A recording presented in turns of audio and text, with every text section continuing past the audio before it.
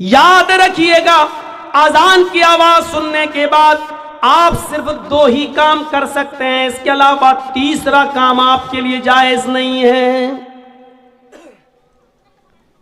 अगर आप खाना खा रहे हैं और इसी बीच अगर अजान की आवाज हो जाती है तो आप खाना मुकम्मल कर लीजिए, पेट भरकर आप खा लीजिए, क्योंकि पेट की भूख बहुत बुरी चीज है। अगर ये कह देता अल्लाह ताला खाना खा के ना छोड़ो, उसी में जाओ, बीच में जाओ, तो हम नमाज पढ़ते दिमाग लगा रहता खाने में, जल्दी इमाम, और कहीं उसने पढ़ दिया होता अलिफ लाम मीम ज़ालिकल किताबुल ला रैब, कमीने इतनी लंबी सूरत, हमें भूख लगी है।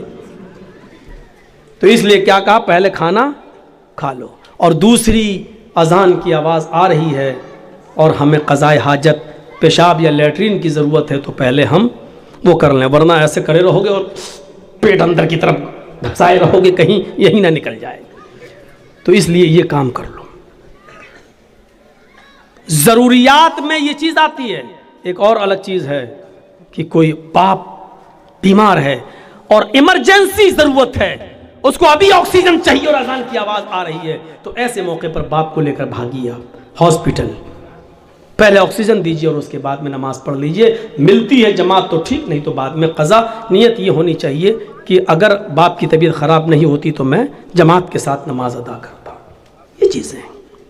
एक बादशाह बड़ा नमाजी था, बड़ा रोजदार था, बाअमल था, तहज्जुद गुजार था, लेकिन बादशाही भी बड़ी अच्छी चलाता था, हुकूमत भी बड़ी अच्छी करता था, किसी पर जुल्म नहीं होने देता था। तो एक मर्तबा एक फकीर उसके पास से गुजरा और कहने लगा कि आपके दरबार में शेर और बकरी एक जगह कैसे जमा हो जाती है, मेरी समझ में नहीं आ जाता। बादशाह ने कहा मैं तुम्हारी बात को समझा नहीं। उस फकीर ने कहा बादशाह होकर तुम अल्लाह की इबादत भी कर लेते हो, तुम नमाज भी पढ़ लेते हो, रोजा भी रख लेते हो, हज भी कर लेते हो, ज़कात भी दे लेते हो, गरीबों की फरियाद भी सुन लेते हो, मजलूमों पर जुल्म भी नहीं होने देते हो और दुनिया भी चला लेते हो, ये दोनों चीजें तुम एक साथ कैसे कर लेते हो? बादशाह ने कहा देखना चाहते हो कि हाँ। कहा 2 जल्लाद को बुलाओ। 2 जल्लाद आ गए। कहा तलवार निकालो। जल्लादों ने तलवार निकाली। बादशाह ने अपने एक नौकर से कहा एक प्याला पानी ले आओ। पानी ले आए। उस फकीर से कहा पानी पकड़। उस फकीर ने पानी का प्याला पकड़ा और सुनो, उस फकीर ने पानी का प्याला पकड़ा, कहा जाओ पूरा शहर इसको घुमा दो, और उस फकीर से कहा जाओ मेरे पूरे शहर में मेरी आवाम को देख लो कि कैसे वो अमल कर रही है, क्या कर रही है, क्या नहीं कर रही है, नमाज कितना पढ़ रही है, रोजा कितना रख रही है, जुल्म कितना कर रही है। पानी का प्याला अपने हाथ में लो, जाओ और देखो। और उन दोनों जल्लादों से कहा अगर इस पानी के प्याले में से एक बूंद भी छटक कर जमीन पर गिर जाए तो इस फकीर की गर्दन काट देना और मेरे पास ले आना। फकीर कहता कम बखत, मैंने तो पूछा था कि कैसे, इसने तो मुझे मुसीबत में डाल दिया। लेकिन बादशाह का हुक्म, जल्लाद ने कहा चल। अब वो पानी का प्याला लेके चल रहा है, धीरे धीरे चल रहा है कि पानी की कहीं बूंद गिर न जाए। एक कतरा भी गिरा तो जल्लाद मेरी गर्दन उतार लेंगे। पूरा शहर का चक्कर लगाने के बाद बादशाह के पास आया। बादशाह ने पानी का प्याला पकड़ा, रख दिया और कहा आए फकीर बता तुझे मेरा शहर कैसा लगा। फकीर ने कहा कौन सा शहर, बता मेरी बिल्डिंगों का क्या हाल था, मेरी आवाम कैसी लगी। कहा बादशाह सलामत, आपने मुझे इस लायक ही कहाँ छोड़ा था कि मैं आपकी आवाम देख सकूं, आपकी बिल्डिंग देख सकूं, आपके इमारतें देख सकूं, आपकी रियाया का मुआयना कर सकूं। आपने कह दिया था कि अगर एक बूंद भी गिरी तो तेरी गर्दन काट देंगे। मेरी नजर तो प्याले पर थी, शहर में क्या हो रहा है मुझे कुछ भी नहीं मालूम। बादशाह ने कहा यही जहन्नम का डर, यही अल्लाह के अज़ाब का डर मुझे हर वक्त लगा रहता है, इसलिए मैं बंदों के हुकूक भी पूरा करता रहता हूँ और अल्लाह रब्बुल आलमीन की इबादत भी पूरी करता रहता हूँ, अल्लाह की इबादत में भी कमी नहीं होने देता हूँ और मैं अपनी रियाया के साथ भी कभी जुल्म नहीं होने देता हूँ, क्योंकि मुझे जहन्नम का नक्शा, जहन्नम का खौफ, अज़ाब कब्र का डर मुझे हर वक्त लगा रहता है। मेरे प्यारे साथियों, एक नौजवान जब ये तसव्वुर कर ले कि हम शराब की बोतल पी रहे हैं, इसका अजाब कितना है। हम जो जुआ खेल रहे हैं, इसका अजाब कितना है। कलिया चक्की सड़कों पर बिकने वाली लॉटरी, उसकी पर्चियां हम खरीद रहे हैं, इसका अजाब कितना है। अगर ये तसव्वुर वो अपने दिमाग में कर ले कि इसका हिसाब हमें अल्लाह के यहाँ देना होगा, तो मेरे भाइयों फिर उसका दिमाग कभी इन चीजों के अंदर नहीं लगेगा। आज हम इसलिए दूर हैं इन तमाम चीजों से क्योंकि जहन्नम का खौफ और अजाब कब्र का डर नहीं है हमें और हमारे और आपके अंदर। इसलिए तसव्वुर कीजिए कि बादशाह ने क्या कहा था। पानी देख रहा, गिर न जाए। अब वो कह रहा, बताओ कैसा लगा शहर का, तेरा बुरा हो, तूने शहर देखने के लायक ही कहाँ छोड़ा हमको। जो आदमी जहन्नम के अजाब से डर जाए और अल्लाह के अजाब के बारे में तसव्वुर कर ले, फिर वो आदमी दुनिया में क्या रह जाता है, उसको अच्छी लगेगी। ये दुनिया बहुत बूढ़ी हो चुकी है मेरे भाइयों, सुन लो। ये बहुत दिनों से, अल्लाह के रसूल को तो गए हुए 1400 साल हुआ है। नबी से पहले ईसा और नबी के दरमियान 500 साल का फासला, फिर ईसा से पहले कोई नबी, फिर उनके दरमियान फासला, और ऐसे लेते हुए चले जाओ हजरत आदम अलैहिस्सलाम तक। वहां के बाद से इस दुनिया को सोचो और सोचकर गौर करो कि ये दुनिया कितनी उम्र रसीदा हो चुकी है। लेकिन जब एक औरत बूढ़ी हो जाए तो रिश्ता नहीं आता है उसके पास। एक औरत बूढ़ी हो जाए तो उसको कोई देखने के लिए तैयार नहीं होता है मेरे भाइयों, क्योंकि वो बूढ़ी हो चुकी है। अब वो ना बच्चे पैदा करने के लायक रह गई है, ना शादी के लायक रह गई है। ये दुनिया जो इतनी बूढ़ी हो चुकी है, आए नौजवानों, ये दुनिया फिर हमें अच्छी कैसे लगती है, ये दुनिया फिर हमें गवारा कैसे हो जाती है। इस दुनिया को बूढ़ा समझकर हम इसको रिजेक्ट क्यों नहीं कर रहे हैं। ये दुनिया पुरानी हो चुकी है, फिर हम इस दुनिया के पीछे क्यों पड़े हुए हैं। अल्लाह के नबी ने फरमाया, इरतहलत दुनिया मुदबिरतन वरतहलतिल आखिरतु मुकबिलतन। लोगों, ये दुनिया पीठ दिखाती जा रही है, ये तुमसे मुंह फेरती जा रही है। वल आखिरतु मुकबिलतन, और आखिरत तुम्हारे पास आती जा रही है। आखिरत तुम्हारे पास आती जा रही है। यानी आप 40 साल के थे, आज 45 साल के हो गए। दुनिया ने तुम्हें उतनी साल के लिए पीठ दिखा दी है, यानी दुनिया ने तुम्हें छोड़ दिया है। 45 साल तुम दुनिया से दूर हो गए हो। वल आखिरतु मुकबिलतन, और आखिरत करीब आ रही है, यानी तुम आखिरत के इतने करीब हो गए हो। 5 साल के बाद तुम 50 साल के हो जाओगे। दुनिया 50 साल तुमसे दूर हो जाएगी और आखिरत तुमसे और करीब हो जाएगी 5 साल। तो क्या कहा, इरतहलत दुनिया मुदबिरतन, दुनिया पीठ दिखा रही है। दुनिया तुम्हें पीठ दिखाकर पीछे की तरफ भाग रही है, तुम्हें अकेला छोड़ती हुई जा रही है। वल आखिरतु मुकबिलतन, और आखिरत तुम्हारे करीब आती जा रही है। और इन दोनों में से हर एक की औलाद है, और इन दोनों में से हर एक की औलाद है, यानी दुनिया के भी बेटे हैं और आखिरत के भी बेटे हैं। दुनिया के भी बेटे हैं और आखिरत के भी बेटे हैं। कूनू अपना अल आखिरा वला तकूनू अपना दुनिया। वो लोगों, आखिरत की औलाद बनो, दुनिया की औलाद नहीं। लोगों, आखिरत के बेटे बनो, दुनिया के बेटे नहीं। लोगों, आखिरत की औलाद बनो, दुनिया की नहीं। ये वो दुनियाएं, वो दुनिया जिसका तुम बेटा बनना चाहे तो ये बाप तुम्हें छोड़ देगा, लेकिन आखिरत ऐसा बाप है तुम्हारा जो तुम्हें हर हाल में लेकर रहेगा। लेकिन वहाँ आमाल चलेंगे, वहाँ ये नहीं देखा जाएगा कि तुम ओरिजिनल में किसके बेटे थे। यही बात तो अल्लाह के नबी जनाब मोहम्मद रसूलुल्लाह सल्लल्लाहु अलैहि वसल्लम ने कही थी, आए मेरी बेटी फातिमा, दुनिया में जो चाहे मुझसे मांग ले, दुनिया में जो चाहे मुझसे ले ले। या फातिमता बिन्ते मोहम्मद सलीनी मिन माली मा शिती इन्नी ला उगनी अन्की मिनल्लाहि शैया। आए मेरी बेटी, दुनिया में जो चाहे मुझसे ले ले, दुनिया में जो फरमाइश करना चाहे मैं पूरी कर दूंगा, लेकिन आखिरत में मैं तेरे कोई काम नहीं आऊंगा। वला उगनी अन्की मिनल्लाहि शैया, कयामत के दिन में तेरे कोई काम नहीं आऊंगा। यही तो है, अल्लाह तबारक व तआला ने फरमाया, अपने अमाल का ज़ख़ीरा लेकर मेरे पास आना, वरना कयामत का दिन होगा यौमा यफिर्रुल मरउ मिन अखीही व उम्मिही व अबीही व साहिबतिही व बनीही।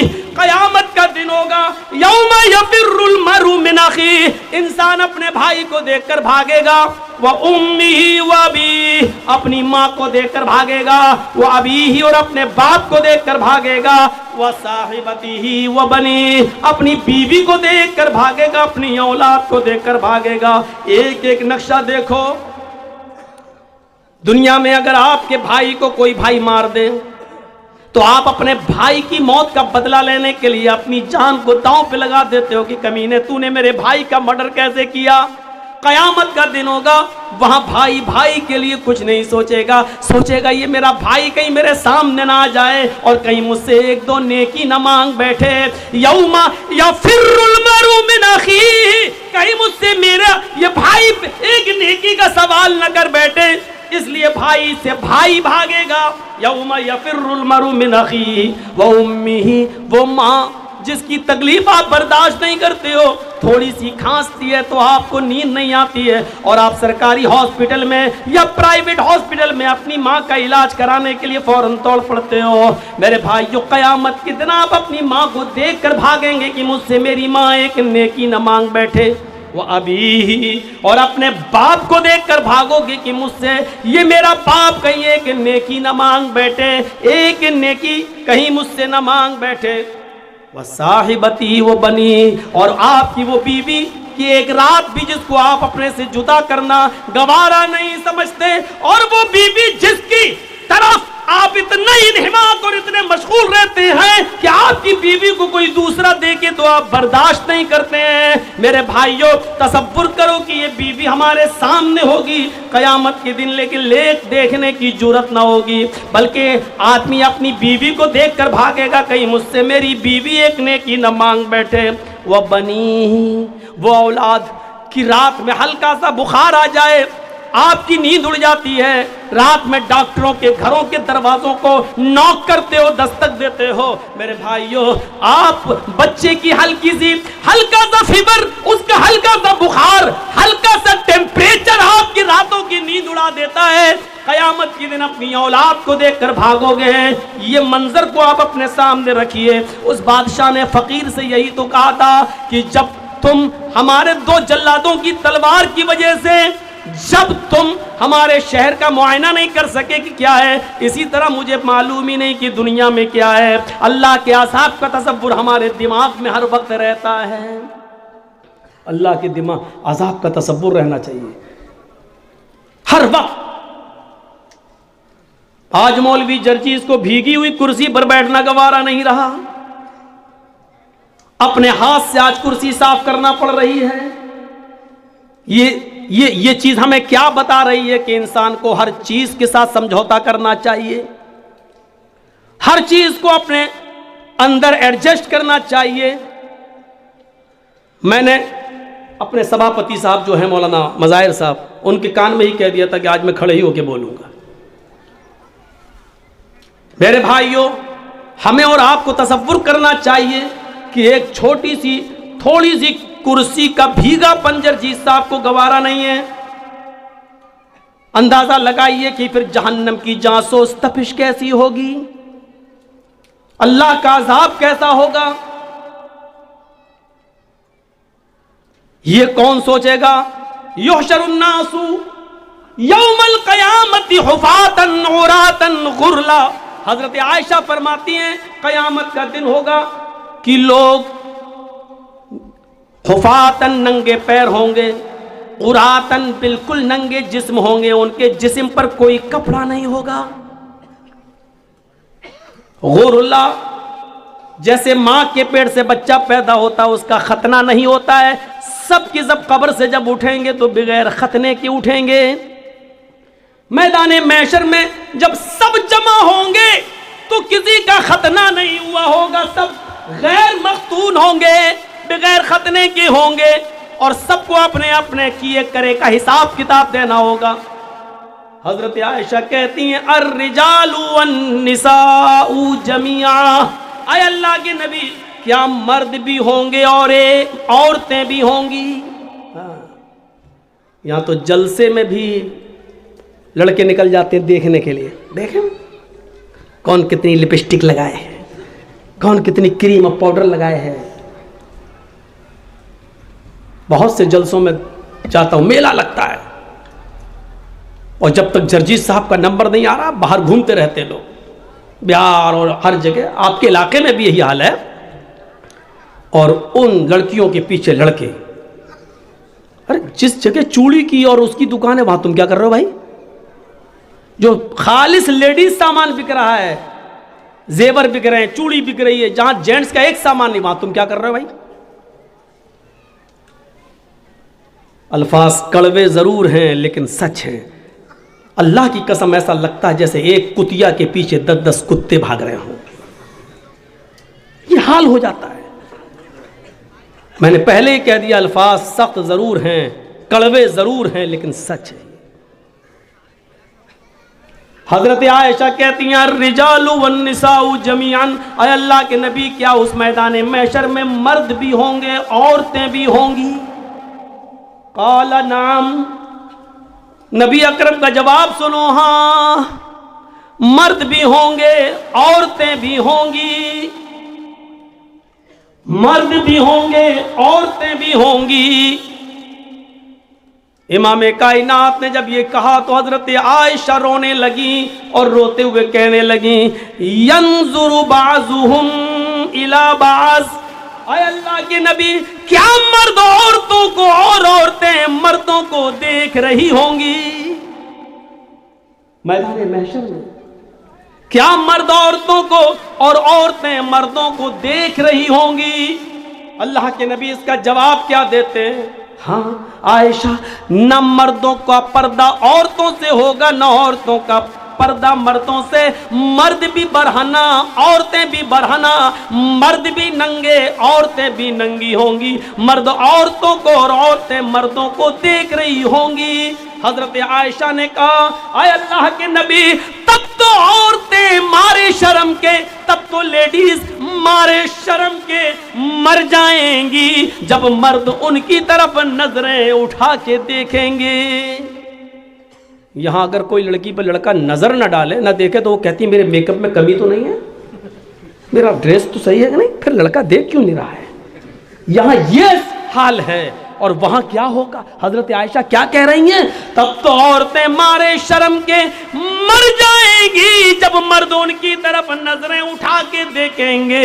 अल्लाह के नबी फरमाते हैं, आयशा इतनी परवाह किसको होगी कि कोई मर्द किसी औरत पर शहवत की नजर डाल सके, गंदी नजर डाल सके, गलत नजर से देख सके। मामला इतना सख्त होगा कि हर इंसान को सूरज की गर्मी और उस गर्मी से निकलने वाले पसीने से बचने की फिक्र होगी। मैदान महशर में वो सूरज जो सबा नेज़े के फासले पर 1 मील के फासले पर होगा और उसकी गर्मी से जिस्मों से पसीना टपक रहा होगा और लोग अपने पसीनों में टखनों के बराबर, पिंडली के बराबर, घुटने के बराबर, रान के बराबर, कमर के बराबर और गले तक डूब रहे होंगे। हर इंसान को ये फिक्र होगी कि हम अपने आप को बचाएं, कोई किसी के ऊपर गंदी नजर डालने की जुर्रत नहीं करेगा। ये चीज हमें क्या बतला रही है? वो बादशाह ने जो कहा था वो उसके सामने यही सब तो है, यही सब तो था। अल्लाह के नबी से किसी ने पूछा आपकी उम्र 63 साल 63 साल, इतनी ज्यादा तो नहीं हुई है कि दाढ़ी के बाल सफेद हो जाएं? आजकल तो 40 साल की उम्र में, 30 साल की उम्र में सफेद होने लगते हैं। उसकी वजह यह है कि जो भी हम साबुन इस्तेमाल करना चाहते कर लेते हैं केमिकल वाला, जो शैम्पू लगा रहे हैं वो है, और जो तेल जो भी ऑयल हम सर में डाल रहे हैं इस वजह से आज इन केमिकल, वरना 60 साल की उम्र तक बाल कहाँ सफेद होते हैं। तो मेरे भाइयों, अल्लाह के रसूल से साहबा ने कहा आपके बाल उम्र से पहले सफेद कैसे हो गए हैं, आपके ऊपर बुढ़ापा कैसे नजर आ रहा है? तो अल्लाह के नबी ने जवाब ये नहीं दिया था कि मेरी 4 बेटी है, ज़ैनब, रुक़ैया, उम्मे कुलसूम और फातिमा, मुझे इनकी शादी करना है, इनका घर बसाना है, इनके लिए लड़के देखना है। ये जवाब नहीं दिया था कि मुझे बेटियों की टेंशन है, मुझे बेटों की टेंशन है। अल्लाह के नबी ने इसका जवाब ये दिया था कि मुझ पर जो बुढ़ापा टाइम से पहले जो तुम देख रहे हो, बिफोर टाइम, जो बुढ़ापा मेरे अंदर देख रहे हो, जो ओल्डनेस मेरे अंदर देख रहे हो, ये बिफोर टाइम ओल्डनेस जो मेरे जिस्म पर, मेरे शरीर पर तुम्हें शो हो रही है, दिखाई दे रही है, मुझे सूरह नबा ने, सूरह हाक्का ने, सूरह कयामा ने, सूरह दहर ने मुझे बूढ़ा कर दिया है। इन सूरतों में कयामत का जो हौलनाक मंजर बयान किया गया है, इस हौलनाक मंजर ने हमें बूढ़ा कर दिया है। मुझे हर वक्त अल्लाह के सामने जवाबदेही की फिक्र होती है। मा तशाऊना इल्ला इंशाअल्लाह, जरूरी नहीं तुम जो चाहो वो पूरा हो। तुम्हारा काम सिर्फ मेहनत करना है, तुम्हारा काम सिर्फ आगे बढ़ना है, तुम्हारा काम सिर्फ कोशिश करना है, उसको पूरा करना न करना मेरा काम है। इब्राहिम अलैहिस्सलातु वस्सलाम ने 90 साल तक तबलीग की, लोगों को एक अल्लाह की तरफ बुलाया, एक अल्लाह की तरफ दावत दी, लेकिन पूरी जिंदगी में, उनकी 90 साल की पूरी जिंदगी में उनकी ऊपर कोई ईमान नहीं लाया, एक शख्स भी ईमान नहीं लाया। तो क्या 90 साल की उनकी मेहनत बेकार कर दी जाएगी? आप कहोगे नहीं उनकी बीवी, तो उनकी बीवी थी वो सारा और हाजरा, रिश्तेदार के अलावा कोई ईमान नहीं लाया। इस्माइल उनका बेटा था, इसहाक उनका बेटा था, लूत अलैहिस्सलाम उनके भतीजे थे, लेकिन बाहर का कोई आदमी उनके ऊपर ईमान नहीं लाया। तो क्या 90 साल की मेहनत बेकार हो गई? नहीं, उनको उनका सवाब मिलेगा। मेहनत करना आपका काम है, उस मेहनत को पूरा करना, अमली जामा पहनाना और उसका रिजल्ट और उसका नतीजा वो मिले जो हम चाहें, ऐसा नहीं हो सकता। अल्लाह के नबी ने अपने चचा अबू तालिब के लिए बड़ी मेहनत की कि ये किसी तरीके से कलमा पढ़ लें, यहां तक कि आखिरी वक्त में उनके पास पहुंच गए। अबू तालिब से कहने लगे, चचा मेरे कान ही में कह दो ला इलाहा इल्लल्लाह, सिर्फ मेरे कान में कह दो ला इलाहा इल्लल्लाह, अल्लाह ताला से मैं सिफारिश करवा लूंगा, अल्लाह रब्बुल आलमीन से मैं आपकी नजात करवा दूंगा, मैं आपको इंशाअल्लाह जन्नत में ले जाऊंगा। अबू तालिब तैयार भी हो गए, लेकिन वहीं अबू जहल बैठा हुआ था, कहने लगा क्या आखिरी वक्त में अपने बाप दादा के दीन को छोड़ देंगे? क्या आखिरी वक्त में अपने बाप दादा के धर्म को आप छोड़ देंगे? अबू तालिब ने कहा, भतीजे आए मोहम्मद, मुझे अच्छा नहीं लगता है कि मैं आखिरी वक्त में अपने बाप दादा का दीन छोड़ दूं। आखिरी वक्त में मैं चाहता हूं कि मेरी रूह, मेरी जान उसी धर्म पर, उसी मजहब पर निकले जिस पर मेरे बाप अब्दुल मुत्तलिब का इंतकाल हुआ। लिहाजा अबू तालिब उसी पर उनका इंतकाल होता है कि वो हालत कुफ्र में मरते हैं। फिर अल्लाह के नबी ने एक बार उनके लिए दुआ भी की, क्या है चचा, मैं जब तक जिंदा हूं आपके लिए दुआएं मगफिरत करता रहूंगा, क्योंकि मेरे दीन के काम में आपने बहुत ज्यादा मदद की है, मुझे सहारा दिया है। लेकिन अल्लाह ताला ने मना कर दिया, आए मोहम्मद सल्लल्लाहु अलैहि वसल्लम, अगर 70 मरतबा भी, 70 बार भी अगर तुम अपने चचा अबू तालिब के लिए दुआएं मगफिरत करोगे तो मैं तुम्हारी दुआ को कबूल नहीं करूंगा। उनका इंतकाल कुफ्र पर हुआ है, लिहाजा वो जहन्नम में जाएंगे। तो मेरे भाइयों, नबी ने मेहनत की लेकिन नहीं ईमान लाए, तो ये ज़रूरी नहीं है कि हम जो चाहें वो पूरा हो। ईमान अपने अंदर ताज़ा कीजिए। अल्लाह ताला इम्तहान भी लेता है, अल्लाह ताला आजमाइश भी लेता है। कोशिश करिए कि हम अल्लाह की हर आजमाइश में पूरा उतरें। कोशिश कीजिए कि हम अल्लाह रब्बुल आलमीन की हर आजमाइश की घड़ी में हम पूरा उतरें और मौका न दें। अल्लाह रब्बुल आलमीन मुख्तलिफ किस्म से हमारा इम्तहान ले सकता है। ईमान ताज़ा करिए। ईमान क्या है? ईमान एक मुआहिदा है। पढ़िए, कुरान ने कितनी बार कहा, इल्लल्लज़ीना आमनू व अमिलुस्सालिहात, इल्लल्लज़ीना आमनू व अमिलुस्सालिहात, ईमान लाओ और अमल स्वालेह, ईमान लाओ और अमल स्वालेह, ईमान लाओ और अमल स्वालेह करो। कितनी जगह अल्लाह रब्बुल आलमीन ने फरमाया। हर मुसलमान गौर करे, क्या उसके पास ईमान है? ईमान तो है। अब गौर करे, क्या वो अमल स्वालेह भी करता है? अमल स्वालेह क्या हुआ? बोलिए मत। ईमान और अमल स्वालेह ये दोनों लाजिम और मलजूम। अब आपको एक मिसाल दूंगा मैं, ईमान क्या है और अमल स्वालेह क्या है। ईमान एक इकरार का नाम है। थोड़ी सी स्पीड में स्लो करूंगा ताकि आपको समझा सकूं। सुनिए, ईमान नाम है इकरार का। ईमान एक मुआहिदा है। मुआहिदा कैसे समझाऊं आपको। मान लीजिए मैं एक मजदूर हूं, समझिए, समझा रहा हूं। मान लो मैं लेबर हूं, एक मजदूर हूं, और आप मालिक हैं। मौलाना सलीमुद्दीन साहब बैठे, ये मालिक हैं। सलीमुद्दीन साहब ने हमसे कहा कि जर्जी साहब ये मेरा मकान बनाना है, दीवार खड़ी करना है, ये करना है, वो करना है। आप लेबर हैं, आप मजदूर हैं, मिस्त्री हैं, बताइए आप क्या पैसा लेंगे। मैंने कहा 1000 रुपये पर डे। सुबह 9 बजे आऊँगा, शाम को 5 बजे तक आपका काम करूँगा, दीवार खड़ी करूँगा, और 10 दिन में हम आपका ये काम पूरा कर देंगे। मौलाना सलीमुद्दीन साहब ने कहा ठीक है, डन। 1000 रुपये हम पर डे के हिसाब से 10 दिन में 10,000 रुपये हम आपको देंगे, आप कल से आ जाइए।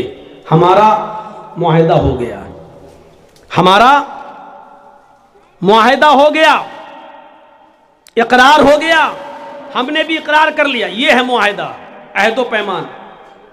तुम 10 दिन काम करो, हम तुम्हें 10 दिन के बाद 10 दिन की मजदूरी दे देंगे। मैंने इकरार कर लिया, इन्होंने तय कर लिया। हम कल नहीं पहुंचे, परसों नहीं पहुंचे, तीसरे दिन नहीं गए, 10 दिन तक नहीं गए, और 11वें दिन सलीमुद्दीन साहब के पास पहुंच गए और कहा साहब आज 11वां दिन है, 10 दिन की मजदूरी हमें दे दीजिए। हंस रहे ना, समझ में आ गया ना कि मजदूरी मांगने वाला मौलवी जर्जीस पागल है। क्यों हंस रहे हैं आप? इसलिए हंस रहे हैं कि आपने तो काम किया ही नहीं, तो मजदूरी क्यों? जर्जीस साहब को तो रांची में पागल खाने में भर्ती करो, ये तो पागल हो गया है। अब जर्जीस साहब कह रहे नहीं दोगे तो हम मुकदमा दायर कर देंगे, क्योंकि आपने वादा किया था कि हम 11वें दिन पैसा मजदूरी देंगे। सलीमुद्दीन साहब कह रहे मैंने वादा किया था, लेकिन आपने भी तो इकरार किया था कि मैं 10 दिन काम करूंगा। आपने काम कहां किया? जर्जीस साहब कह रहे हैं अरे मैंने काम किया हो या ना किया हो, लेकिन इकरार तो किया था कि करूंगा। नहीं किया तो क्या हुआ? मैं मना कहां कर रहा हूं? मैंने कहां कहा कि मैंने किया? लेकिन इकरार ये तो नहीं कहा था कि नहीं करूंगा, ये तो कहा था कि करूंगा। जब इकरार था मेरा तो मुझे मजदूरी दीजिए, सिर्फ इकरार की वजह से मजदूरी दीजिए। तो आपको कोई मजदूरी दे देगा? जब कोई एक आदमी ईमान ले आता है, यानी मोमिन बन जाता है, तो एक मुआहिदा कर लेता है। मुआहिदा हो गया किस बात का? ईमान लायो, तय हो चुका है। क्या तय हो चुका है? तुम नमाज पढ़ोगे 5 वक्त की, तुम रमजान के पूरे महीने के रोजे रखोगे, तुम ज़कात दोगे अपने माल की पूरी, अगर इस्तिताअत होगी तो तुम हज करोगे, गरीबों की मदद करोगे, पड़ोसियों का ख्याल रखोगे, यतीमों पर जुल्म और ज्यादती नहीं करोगे, किसी के ऊपर जुल्म नहीं करोगे। ईमान लाने के बाद एक मुआहिदा हो गया। तुमने कलमा पढ़ा ला इलाहा इल्लल्लाह मुहम्मदुर रसूलुल्लाह, अल्लाह ने गोया के एक मुआहिदा दे दिया है, तुम्हें अहद कर लिया है मेरे बंदो, जब तक तुम इस ला इलाहा इल्लल्लाह और मुहम्मदुर रसूलुल्लाह पर चलोगे। ला इलाहा इल्लल्लाह का माना अल्लाह के अलावा किसी और की इबादत नहीं करोगे, और मुहम्मदुर रसूलुल्लाह का मतलब हर काम मुहम्मदुर रसूलुल्लाह की तरीके पर करोगे, तो हम इसके बदले में तुम्हें जन्नत देंगे। हमने वादा तो कर लिया, इकरार तो कर लिया, ला इलाहा इल्लल्लाह मुहम्मदुर रसूलुल्लाह तो पढ़ लिया, लेकिन इसके बाद अब न नमाज के, न रोजे के, न हज के, न ज़कात के, न गरीबों पर हमदर्दी, न मिस्कीनों के साथ अच्छा सुलूक, न बेवाओं के साथ अच्छा सुलूक, न पड़ोसियों के साथ हमारा अच्छा रहन सहन, उठना बैठना, न यतीमों के ऊपर मेरे भाइयों शफकत और प्यार मोहब्बत का हाथ। हम इन तमाम चीज़ों से दूर हैं, और क़यामत के दिन अल्लाह के सामने खड़े होकर कहेंगे अल्लाह हमने कलमा तो पढ़ा था। अल्लाह कहेगा मेरे बंदे ठीक है कलमा पढ़ा था ला इलाहा इल्लल्लाह मुहम्मद रसूलुल्लाह, लेकिन तूने अमल तो नहीं किया। अल्लाह अमल नहीं किया तो क्या हुआ? इकरार तो किया था तू हमें जन्नत दे, तूने कहा था कि ला इलाहा इल्लल्लाह मुहम्मद रसूलुल्लाह जो पढ़ेगा उसको जन्नत। मन क़ाला ला इलाहा इल्लल्लाह दखलल जन्नह, जिसने कहा ला इलाहा इल्लल्लाह वो जन्नत में जाएगा। ये तेरे नबी ने कहा था जो ला इलाहा इल्लल्लाह पढ़ेगा वो जन्नत में जाएगा। अल्लाह मैंने पढ़ा था। अल्लाह कहेगा मेरे बंदे मेरा भी तो एक वादा था कि तू ये अमल करेगा तो जन्नत में दूंगा। तूने सिर्फ मेरा वादा तो मान लिया, लेकिन उसके मुताबिक तूने अमल नहीं किया। मेरे भाइयों, जब तुम अपने मोहल्ले में, अपने समाज में, अपनी सोसाइटी में बगैर काम किए हुए किसी को मेहनत, उसकी मजदूरी नहीं दे सकते हो, तो अल्लाह रब्बुल आलमीन बगैर अमल किए हुए हमें जन्नत कैसे दे देगा? जर्जी साहब मिसाल तो बड़ी अच्छी दे रहे हो, लेकिन अमल कौन करेगा? अमल इतना मुश्किल है? नहीं, ये आपकी खाम ख्याली है कि मुश्किल है। मुश्किल है। अगर इंसान करने पे आ जाए तो सब कुछ कर सकता है। साहब सुबह फजर की नमाज में ठंड में कैसे उठेंगे? साहबा कैसे उठते थे? छोड़िए, आपके मोहल्ले में, आपके गांव में आप कहते हो कैसे उठेंगे? इस गांव में ऐसे 80 साल के बूढ़े भी हैं जो उठ रहे हैं। वो कैसे उठ रहे हैं? जो मेरे जिक्र से एराज करेगा, जो मेरे जिक्र से एराज किसको कहते हैं? चलिए पहले बता। जो मेरे जिक्र से, नहीं नमाज से मुंह फेरेगा, मुंह मोड़ेगा, फ़इन्न लहू मईशतन ज़न्का, हम उसके लिए रोजी तंग कर देंगे। रोजी बंद कर देंगे नहीं कहा अल्लाह ने, रोजी तंग कर देंगे। यानी पैसा तो बहुत आएगा उसके पास, लेकिन रुकेगा नहीं। आप लोगों के मोबाइल में इसकी आवाज़ ना चली जाए, इसको कट कर देना, ये वरना लोग कहेंगे मौलाना जर्जीस जंगलों में भी तकरीर करते हैं, और ईमान ताज़ा हो जाएगा लोगों का। तो थोड़ा सा इस आवाज़ की कटिंग कर दीजिएगा, वो उनका काम है। वमन अअरज़ा अन ज़िक्री फ़इन्न लहू मईशतन ज़न्का, जो अल्लाह के जिक्र से एराज करेगा, मुंह मोड़ेगा, हम उसकी रोजी बंद कर देंगे। बंद नहीं, तंग कर देंगे, टाइट। उसकी रोजी को हम तंग कर देंगे। तंग करने का मतलब होता है पैसा बहुत आएगा लेकिन रुकेगा नहीं।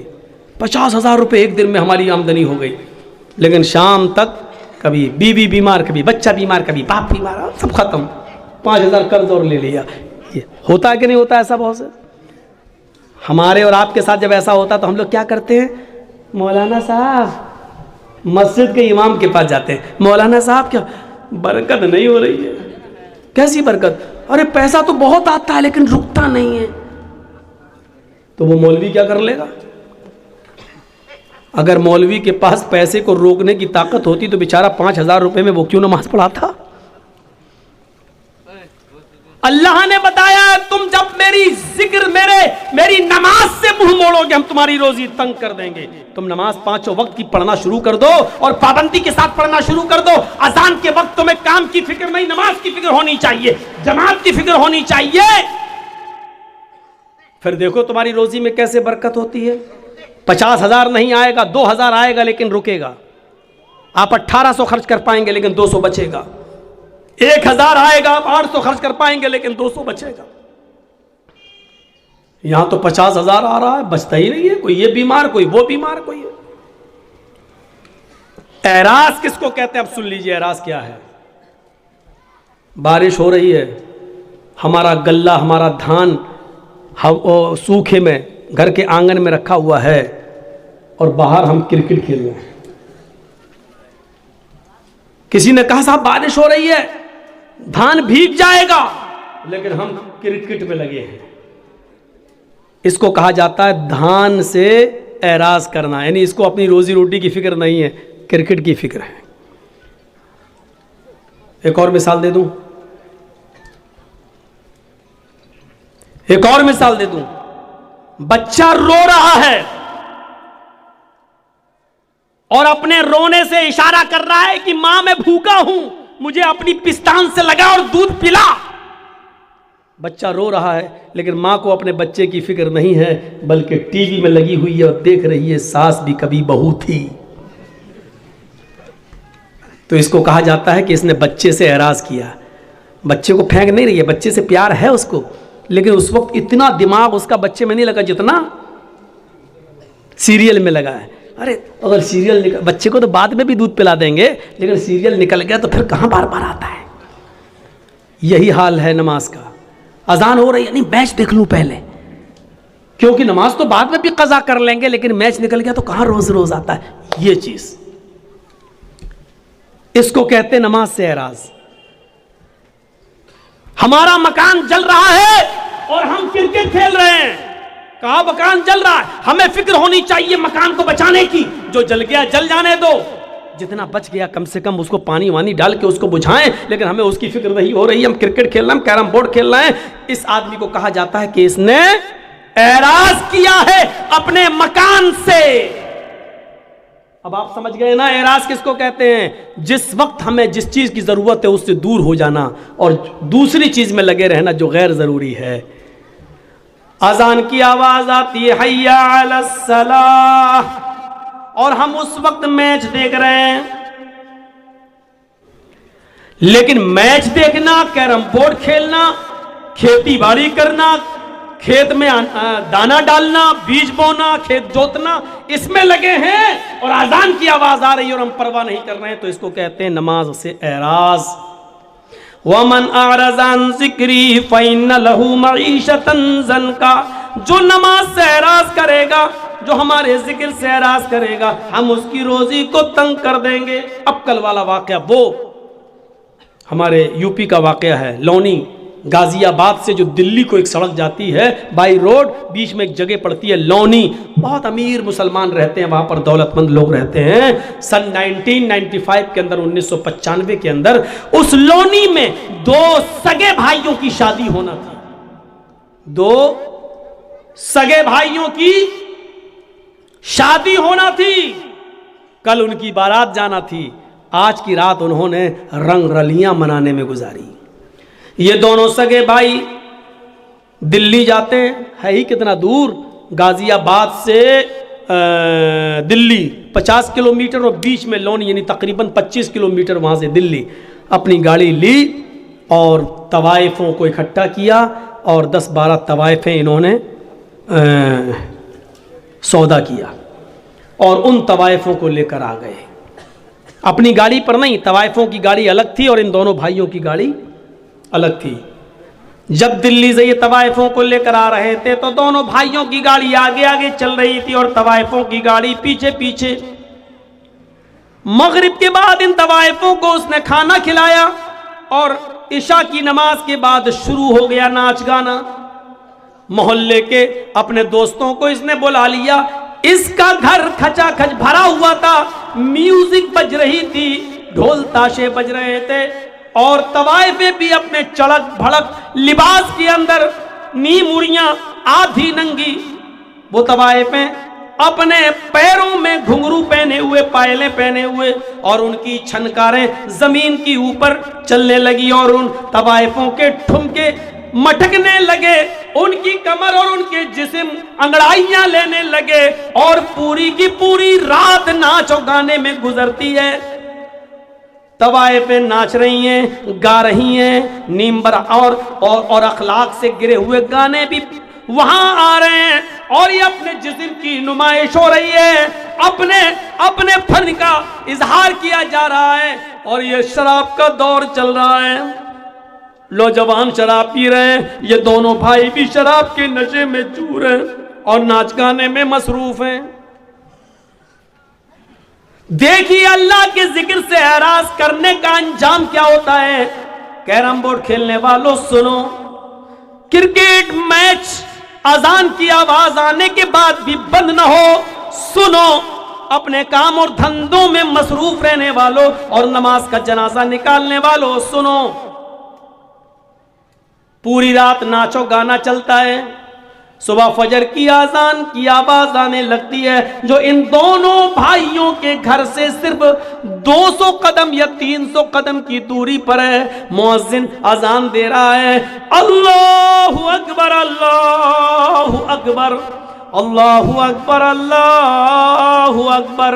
मुअज्जिन अजान दे रहा है। मुअज्जिन की अजान की आवाज उन तवाइफों के कानों में भी टकराती है, उन तवाइफों के कानों में भी जाती है। यकबैक जैसी उन तवाइफों के कानों में अजान की आवाज जा गई, फजर की अजान की आवाज गई, उन तवाइफों ने अपने पैर रोक लिए, अपनी कमर रोक ली, अपना जिस्म नाचने से और अपनी जबान को गाने से रोक लिया, स्टॉप कर दिया, रुक गई वहीं पर। इन दोनों भाइयों ने देखा कि पायलों की छनकार और घुंघरुओं की आवाज बंद और ये भी जो मटक रही थी और नाच रही थी, क्या हुआ? उन्होंने देखा, कहा क्या बात, क्यों स्टॉप क्यों हो गई हो, रुक क्यों गई हो? उन तवाइफों ने कहा, अजान की आवाज आ रही है, मुअज्जिन अजान दे रहा है, इसलिए अजान के एहतराम में, अजान की इज्जत में हम रुक गए हैं। अजान हो जाने दीजिए, अजान हो जाने के बाद हम अपना काम शुरू कर देंगे। उन दोनों भाइयों ने कहा, ये अजान तो दिन भर में 5 बार होती है, तुम तो रोज रोज नहीं आती हो, तुम तो बार बार नहीं आती हो, मुअज्जिन अपना काम कर रहा है, तुम अपना काम करो, चलो डांस करो, नाचो। इन दोनों तवाइफों ने कहा, देखो हम भी मुसलमान, इन तवाइफों ने कहा हम भी मुसलमान हैं, माना कि हम बहुत गलत काम कर रहे हैं, लेकिन अजान की इज्जत हम करते हैं। अजान जब होती है तो हम कोई धंधा नहीं करते हैं, हम गलत काम रोक देते हैं, कम से कम थोड़ी देर की तो बात है। इन दोनों भाइयों ने कहा, मजदूरी लेना या नहीं लेना है, पैसा लेना या नहीं लेना है। उन तवाइफों ने सोचा कि पूरी रात की मेहनत मजदूरी कहीं ये मार न ले, थोड़ा सा बहाना इसको मिल जाए तो कहीं ये गसब न कर ले, इसलिए कहने लगी। उन्होंने नाचना शुरू कर दिया। ये नाच और ये गाना अजान के वक्त भी होने लगा, उधर अजान हो रही है और इनके गाने चल रहे हैं। ये अजान भी गुजर गई, नाच गाना थोड़ी देर के लिए बंद हुआ, लेकिन इन दोनों भाइयों के इसरार पर फिर शुरू हो गया और सुबह के 7 बजे तक ये डांस, ये नाच, ये गाना चालू रहता है। इसके बाद खत्म, तवाइफों को पैसे दिए। उन तवाइफों ने कहा, देखो तुम मुझे लेके आए हो, तुम मुझे छोड़ने भी जाओगे, रास्ते में लोग हमें लूट लेते हैं, हमारे गलत होने का गलत फायदा उठाते हैं, हमें खींचकर खेतों की तरफ ले जाते हैं, हमारी इज्जत की छलनी छलनी कर देते हैं, तुम लेकर आए हो, मुझे छोड़ने भी जाओ। इन दोनों भाइयों ने कहा, चलो दिन में 2 बजे बारात जानी है, 4 बजे बारात जानी है, मगरिब के बाद निकाह होना है, इशा के बाद रुखसती होना है, हम तुम्हें छोड़ आते हैं, 25 किलोमीटर ही तो है यहाँ से दिल्ली। उन दोनों भाई अपनी गाड़ी में बैठते हैं, ड्राइवर को अपने आगे की सीट पर बिठाते हैं, दोनों भाई पीछे बैठते हैं। तवाइफों की गाड़ी अब आगे आगे चल रही है और इन दोनों भाइयों की गाड़ी पीछे पीछे चल रही है। सर्दियों की रात है, दिन के 7 और 8 बजे के बीच की बात है, अभी कोहरा पूरी तरीके से छटा न था, आसमान से गिरने वाली शबनम, जिसको आपकी जबान में कोयसा कहा जाता है, अभी पूरी तरीके से छटा न था। किसी तरीके से तवाइफों के ड्राइवर ने गाड़ी सामने से आने वाले ट्रक से बचाते हुए गाड़ी को क्रॉस कर दिया है, लेकिन चूंकि इन दोनों भाइयों का ड्राइवर भी शराब के नशे में धुत था, उसने भी नाच देखा था, उसने भी गाना देखा था, वो सही से वो बैलेंस नहीं बना पाया और सामने से आने वाले ट्रक से इन दोनों भाइयों की गाड़ी टकरा जाती है। टक्कर इतनी तेज थी कि इन दोनों भाइयों की गाड़ी 25-30 फीट दूर एक खाई में गिरती है और चारों तरफ से पिचक जाती है। फौरन लोग जमा हो जाते हैं, किसी तरीके से उस गाड़ी की खिड़की तोड़ी गई और इन दोनों भाइयों की और ड्राइवर की लाश निकाली गई। अल्लाह गवाह है, अल्लाह की कसम, जब इन दोनों भाइयों की लाश निकाली जा रही थी तो पहचान में नहीं आ रहा था कि बड़े भाई की लाश कौन सी है और छोटे भाई की लाश कौन सी है। सन 1995 के अंदर बहुत ज्यादा लोगों की तादाद इतनी न थी, आनन फानन पोस्टमार्टम होता है और 2 या 3-4 बजे तक इनकी लाशें इनके माँ बाप के हवाले कर दी जाती हैं, नहला दिया जाता है, धुला दिया जाता है, ऐलान होता है मगरिब की नमाज के बाद इनको दफन कर दिया जाएगा। इन दोनों भाइयों के बाप के ऊपर कितना बड़ा पहाड़ टूटा है, जिसके 2 जवान बेटे एक ही दिन में खत्म हो जाएं। उस बाप से पूछिए कि उसके ऊपर क्या गुजर रही थी।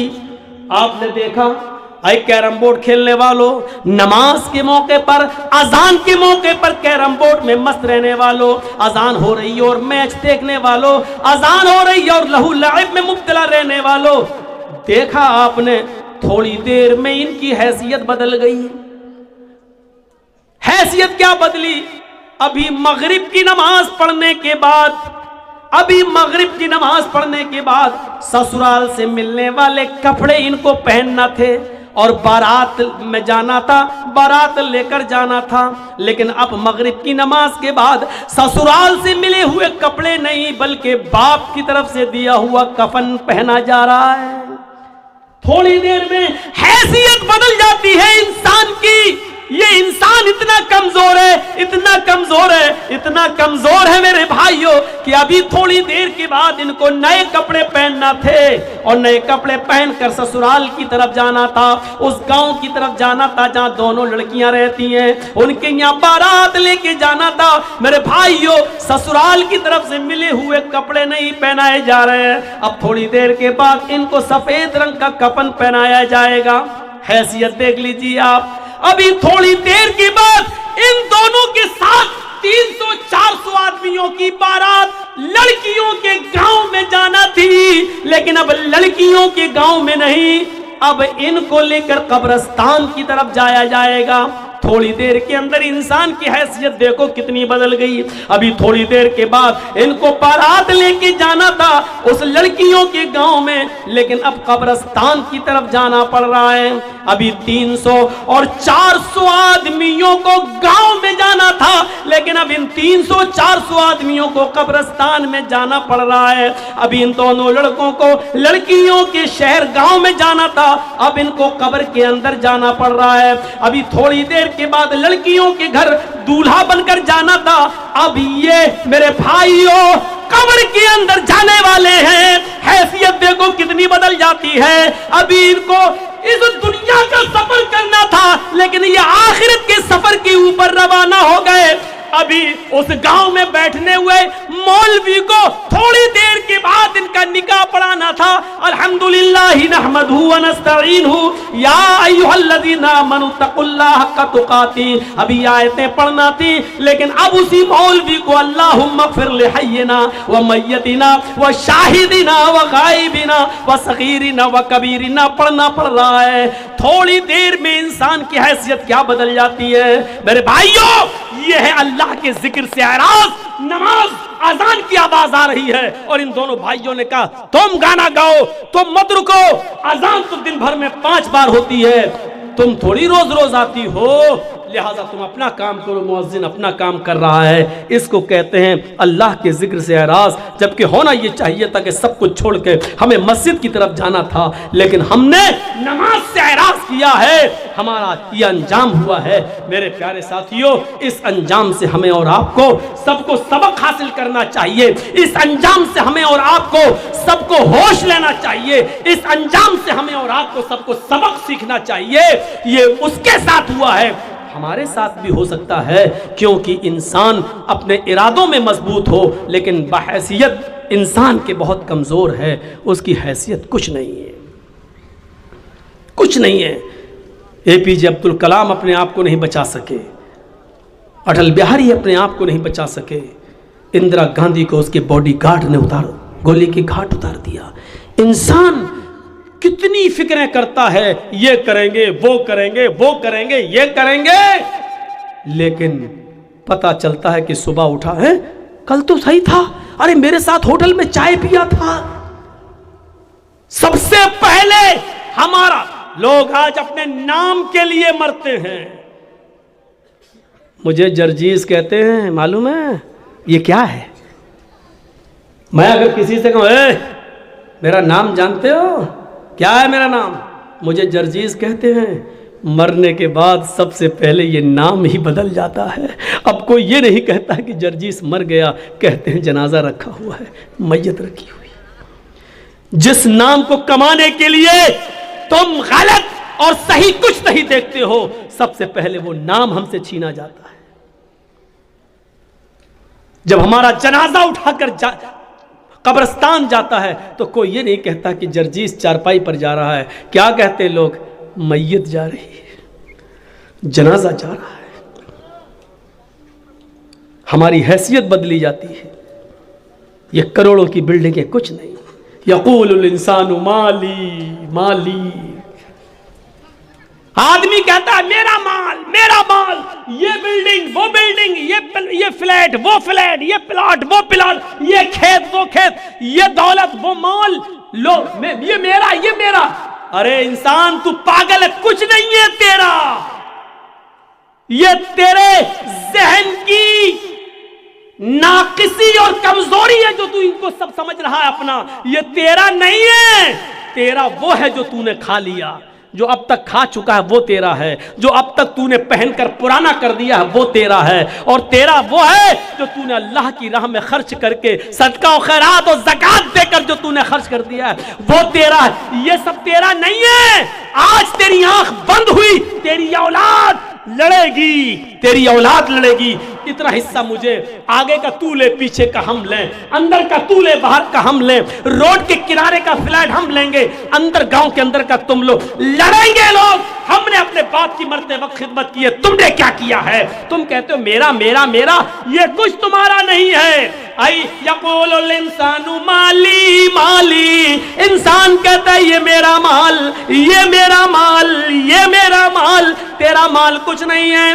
तूने जो खा लिया, खाकर तूने फना कर दिया, खाकर तूने निकाल दिया वो तेरा। तूने जो पहना और पहनकर जो पुराना कर दिया वो तेरा। तूने अल्लाह की राह में जो सदका किया, जो खैरात किया है, और अल्लाह की राह जो तेरा कबूल हो गया वो तेरा, यही तेरे काम आएगा। दुनिया में जो कुछ है वो तेरा नहीं है। यह है हमारी हैसियत।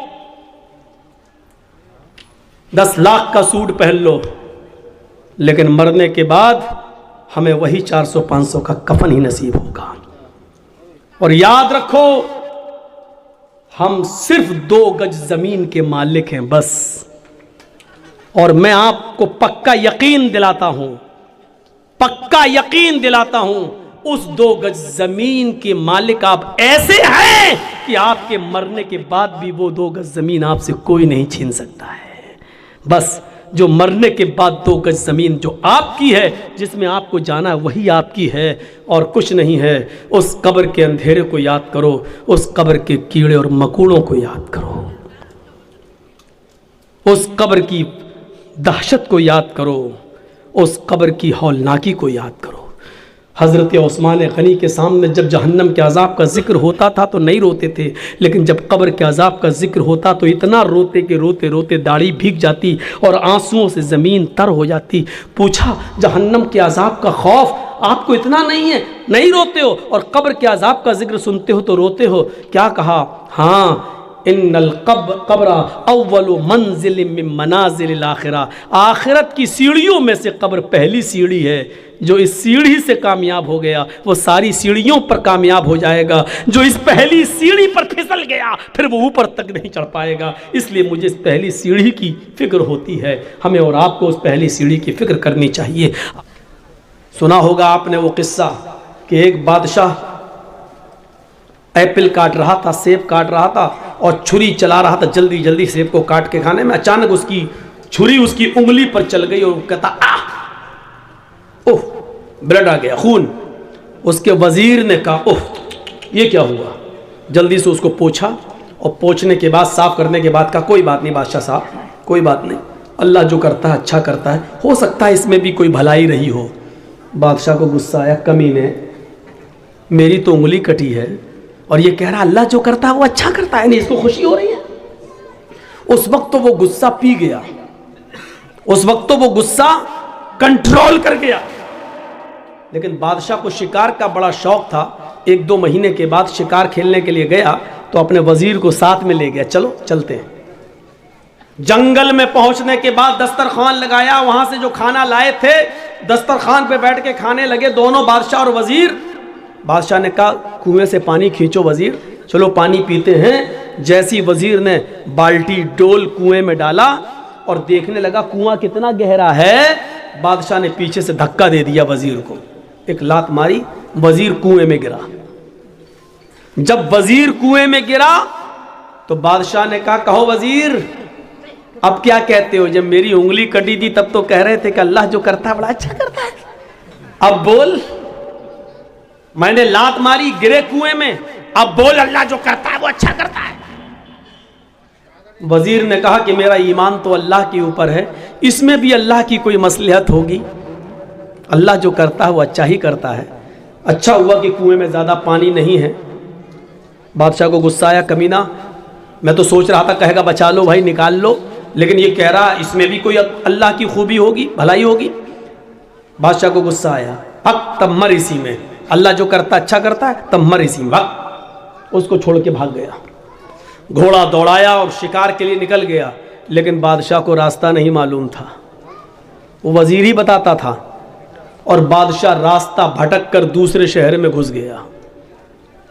वहां कुछ लोग किसी ऐसे आदमी को तलाश कर रहे थे कि जिसको पकड़कर किसी मंदिर पर देवी या देवता के नाम पर उसकी बलि दे दी जाए, कुर्बान कर दिया जाए, क्योंकि उनका अकीदा था कि हमारे शहर में, हमारे गांव में उस वक्त तक बारिश नहीं होगी जब तक कि हम किसी की बलि नहीं देंगे।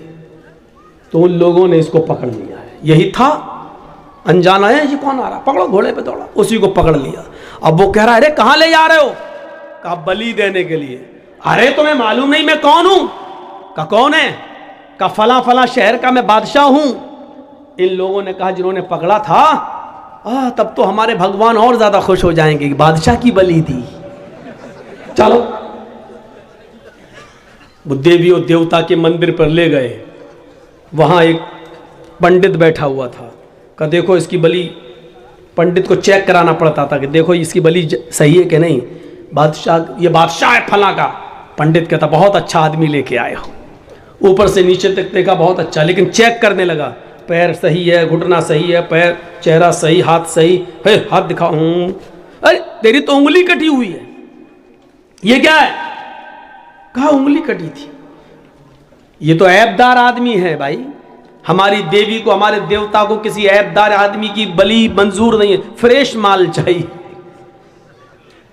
जिसका बिल्कुल सब कुछ ठीक हो, इसकी बलि नहीं लेंगे, स्वीकार नहीं होगी।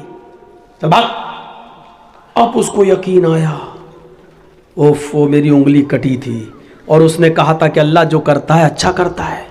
अगर आज मेरी उंगली न कटी होती तो आज मेरी बलि चढ़ गई होती। वो भागता हुआ घोड़ा दौड़ाते हुए उस कुएं के पास आया और अपने वजीर को कुएं से निकाला, गले लगाया कि वजीर तूने सच कहा था यार। कहा क्या हुआ? कहा ऐसा ऐसा मामला हुआ। कहा तुम्हें छोड़ दिया? कहा उंगली अगर न कटी होती तो आज मैं कट गया होता।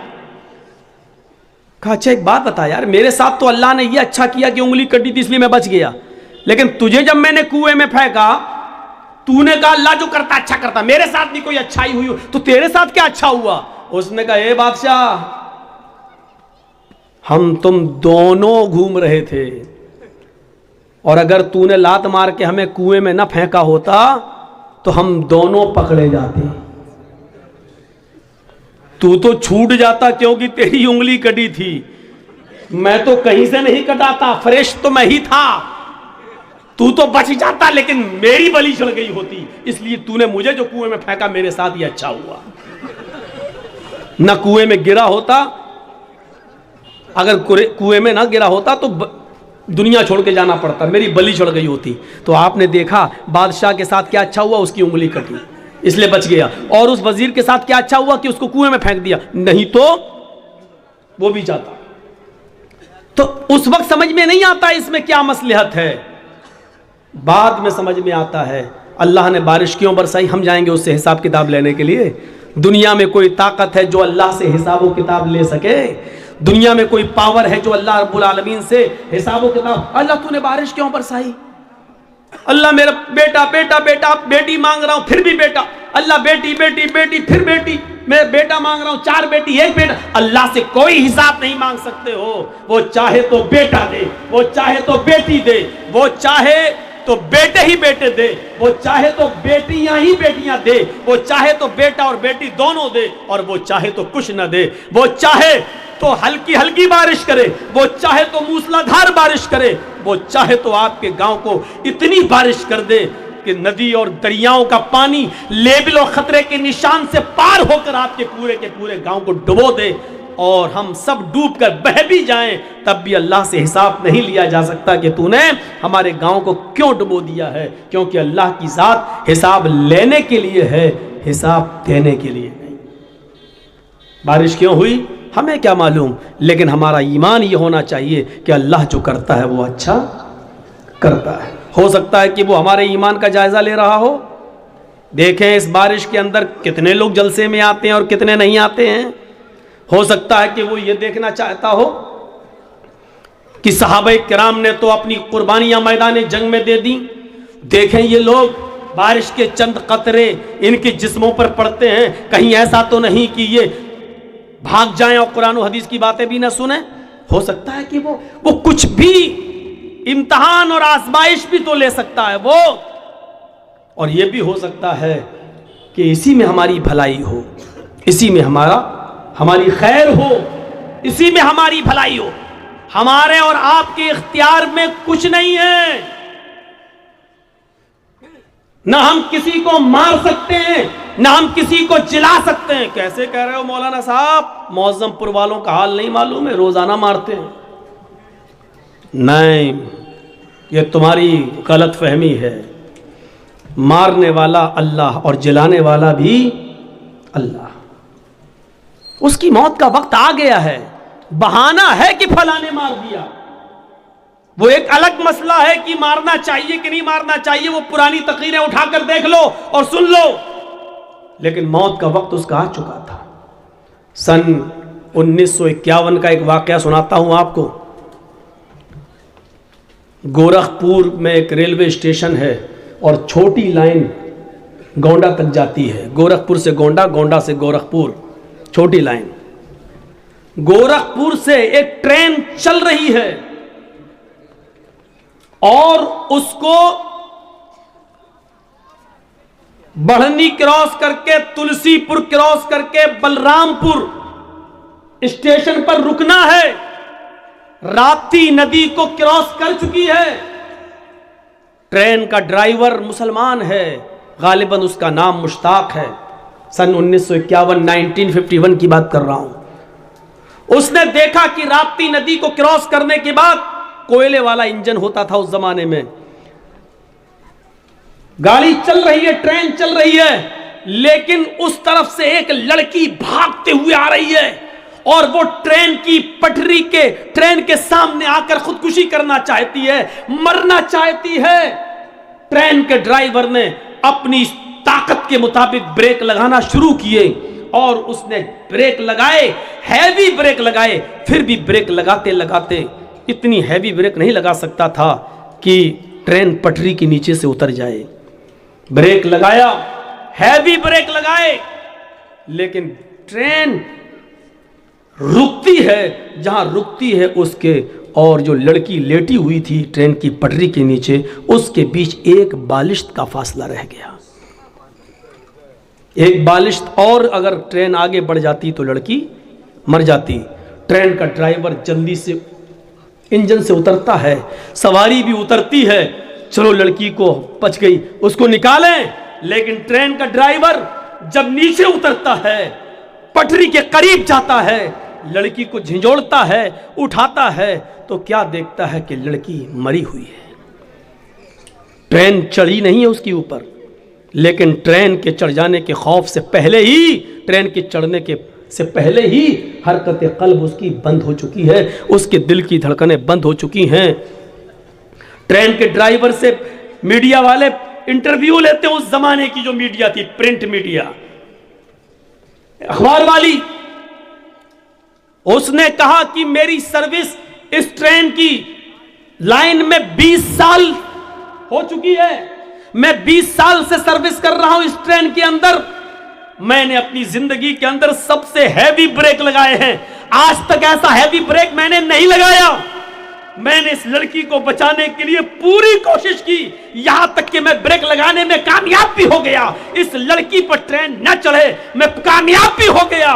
लेकिन आज मुझे यकीन हो गया कि मौत और जिंदगी का मालिक कोई ट्रेन ड्राइवर नहीं है, बल्कि किसी की मौत और किसी की जिंदगी का मालिक तो अल्लाह रब्बुल आलमीन है। जब इस लड़की को मौत के घाट उतारना ही था, वो ट्रेन से मरना चाहती थी, लेकिन अल्लाह ने उसको ट्रेन से कटने से बचाकर उसको हार्ट अटैक से मार डाला। उसकी हरकतें कल्ब बंद हो जाती है और दिल की धड़कन बंद हो जाती है। तो मेरे प्यारे साथियों, यहां से आप अंदाजा लगाइए कि आप किसी को मारना चाह रहे हैं तो आप नहीं मार रहे हैं, उसका वक्त आ गया है। आप किसी को बचाना चाह रहे हैं, डॉक्टर लाख कोशिशें करने के बाद भी, बचाने के बाद भी, वेंटिलेटर पर रखने के बाद भी, ऑक्सीजन देने के बाद भी किसी की जान नहीं बचा पाता है, क्योंकि उसकी मौत का वक्त आ जाता है। क्योंकि ये निज़ाम हमारा और आपके हाथ में नहीं है, ये अल्लाह रब्बुल आलमीन के हाथ में है। अगर दुनिया में हमारे हाथ में इसका निज़ाम होता तो मेरे भाइयों, दुनिया में फिर किसी आदमी को मौत नहीं आती, फिर अटल बिहारी जी नहीं मरते, इंदिरा गांधी नहीं मरती, राजीव गांधी नहीं मरते, ज़ियाउल हक नहीं मरता, शाह फहद नहीं मरते। मेरे भाइयों, मौत और जिंदगी का निजाम या पूरी जिंदगी का सिस्टम हमारे और आपके हाथ में नहीं है। हमें और आपको ये सोचना पड़ेगा, ईमान अपना मजबूत करना पड़ेगा। ईमान, अगर दुनिया की हर चीज इंसान के बस में होती, इंसान के कंट्रोल में होती, तो यकीन मानिए दुनिया में कोई बीमार नहीं होता। हम इलाज कर लेते खुद। इंसान के कंट्रोल में अगर सब कुछ होता तो दुनिया में कोई बे औलाद नहीं होता।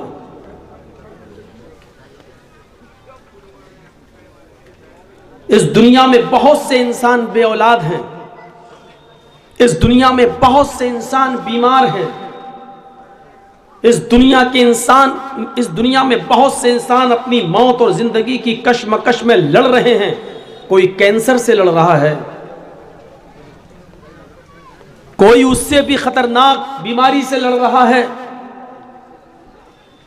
अगर इंसान के हाथ में दुनिया का निज़ाम होता और ये दुनिया का सिस्टम इंसान के हाथ में होता तो दुनिया में कोई आदमी किसी परेशानी में मुब्तला ना होता।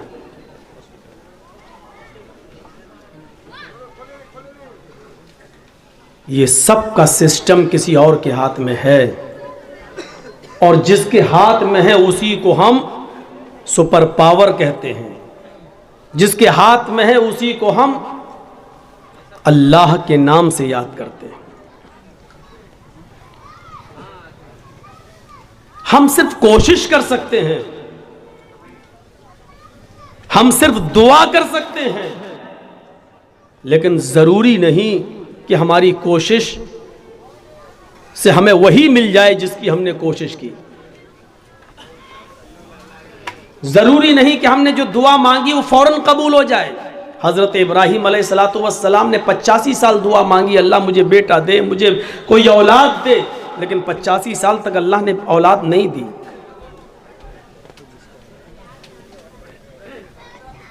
बारिश होना थी, हो गई, हमारे हाथ में नहीं है। न किसी एमएलए और एमपी के हाथ में है, न किसी मिनिस्टर के हाथ में है, न किसी मंत्री के हाथ में। अगर ऐसा होता भी तो हम ज़रूर आपके इस इलाके के एमएलए से गुजारिश कर देते कि आज के दिन की बारिश रोक लो। आपके इलाके के एमपी से हम गुजारिश करते कि भाई 2 घंटा जलसा हो जाने दो, उसके बाद में फिर बारिश बरसवा देना। चीफ मिनिस्टर से गुजारिश की जा सकती थी, लेकिन ऐसा नहीं है। लेकिन हमारा यकीन ये है कि अल्लाह जो करता है वो अच्छा करता है। मायूस नहीं होना चाहिए। आपने ताउन किया, मेहनत की, दौड़े, पंडाल लगाया, शामियाना लगाया, माइक, सब कुछ इंतज़ाम किया, लेकिन बारिश ने थोड़ा मौसम ख़राब कर दी। मौसम की ख़राबी ने हमारी उम्मीदों पे पानी फेर दिया, लेकिन हमें ना उम्मीद नहीं होनी चाहिए। अल्लाह के हर काम में मसलहत है।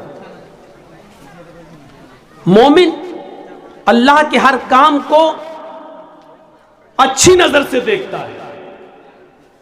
कुछ मुल्हिद किस्म के लोग थे, एक दरख्त के नीचे लेटे हुए थे, उसमें एक मुल्हिद, अल्लाह को न मानने वाला, क्या कहता है कि देखिए अल्लाह भी कितना बड़ा बेवकूफ़ है। इन्ना लिल्लाहि व इन्ना इलैहि। उसने क्या कहा, देखिए अल्लाह भी कितना बड़ा पागल है, जो बड़ा फल है उसको ज़मीन के ऊपर लगाता है और जो छोटा फल है उसको पेड़ के ऊपर लगाता है। वो आम के पेड़ के नीचे लेटा हुआ था, सामने उसको तरबूज दिखाई दे रहा था ज़मीन पर। वो कह रहा देखो अल्लाह कितना पागल है, तरबूज बड़ा है, इसकी हिफाजत करना चाहिए ताकि कोई लेके ना भागे, इसको ऊपर लगाना चाहिए था, इसको तो उसने जमीन पे लगा दिया, और आम उसको जमीन पे लगाना चाहिए था, उसको ऊपर लगा दिया। अभी लेटा था, इतना सोच ही रहा था कि अचानक हवा चली और एक आम टूट कर उसकी नाक पे गिरा। उसकी अकल ठिकाने आ गई, कहने लगा नहीं नहीं, अल्लाह ने जो किया वो अच्छा किया। आम गिरा, नाक बच गई। अगर ये तरबूज लगा होता तो मेरी नाक ही टूट जाती, मेरा चेहरा बिगड़ जाता। फौरन उसकी अकल ठिकाने आ गई और उसने कहा नहीं, अल्लाह जो करता है वो अच्छा ही करता। नहीं, ठीक किया। कम से कम वो मुल्हिद था, काफिर था, एक आम के टूट कर गिरने से उसकी अकल तो ठिकाने आ गई, लेकिन हम मुसलमान होकर हमारी अकलें ठिकाने नहीं आ रही।